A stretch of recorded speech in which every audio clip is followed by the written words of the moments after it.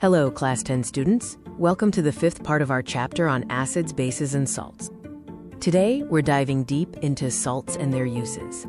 When acids and bases react, they form salts. But salts are not just table salt. They are everywhere in our daily life.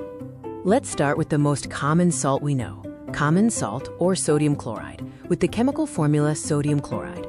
It's an essential part of our diet, used to enhance the taste of almost every food item. Without it, food would taste bland. Beyond our kitchens, common salt is a crucial raw material for producing many important chemicals like caustic soda, bleaching powder, and even baking soda. Next up is baking soda, chemically known as sodium hydrogen carbonate. You've probably seen your parents use it in the kitchen. It's what makes cakes and bread fluffy and soft. It's also used as an antacid to relieve indigestion because of its alkaline nature. And impressively, it's a key ingredient in soda acid fire extinguishers. Moving on to washing soda, which is sodium carbonate decahydrate, sodium carbonate 10 hydrogen oxide. Notice the quote 10 hydrogen oxide, which indicates water of crystallization. Washing soda is primarily used as a powerful cleaning agent in homes and industries. It also helps in softening hard water, making it suitable for washing. Did you know it's also widely used in the glass and soap industries? Its versatility makes it a valuable chemical.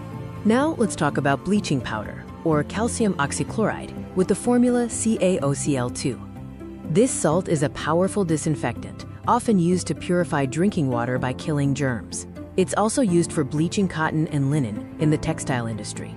Furthermore, it acts as an effective oxidizing agent in many chemical industries, helping to carry out various reactions. Our final important salt for today is plaster of Paris, or calcium sulfate hemihydrate, calcium sulfate 1/2 hydrogen oxide. The hemi means half, so half a molecule of water. It's famous for its use in hospitals for setting fractured bones by making casts. When mixed with water, it forms a hard mass, immobilizing the injured part. Beyond medical uses, plaster of Paris is also extensively used for making toys, decorative materials, and smooth surfaces on walls and ceilings. Before we conclude, let's quickly see what water of crystallization means with a simple animation. Here we see blue copper sulfate crystals. When heated, they lose their water of crystallization and turn into a white anhydrous powder.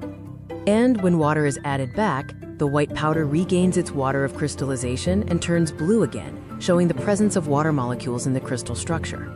So as we've seen, salts like common salt, baking soda, washing soda, bleaching powder, and plaster of Paris are formed from acids and bases, and they have huge importance in our daily life in various industries. Keep learning and exploring.